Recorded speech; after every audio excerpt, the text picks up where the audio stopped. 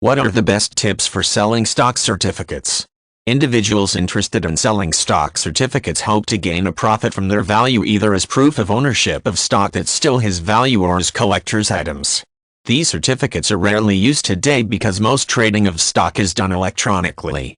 The best method of selling stock certificates is to first determine the value of the stock if it has any and then deposit it into an account. Those looking to sell certificates as collectibles should check out websites that list their worth to collectors.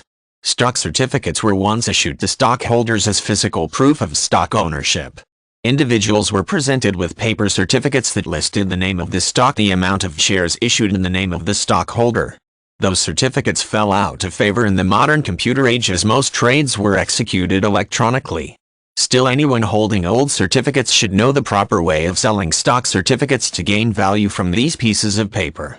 To start the process of selling stock certificates, those who own them must first determine their value. If the stock belongs to a company that still is actively traded on the stock market, the individual in possession of the certificate can simply check the current price. Unfortunately, it is likely that the certificate belongs to a company that no longer exists in the same fashion as when it issued the stock. In such cases, more work is required of the person holding the stock. The best way to determine the stock's value, if it has any, is to locate the identification number on the certificate. That number can be tracked through time to represent any mergers or buyouts, as well as if the stock has split since the certificate was issued. Once the value of the certificates is reached, the individual can sell them by cashing them out into his trading account.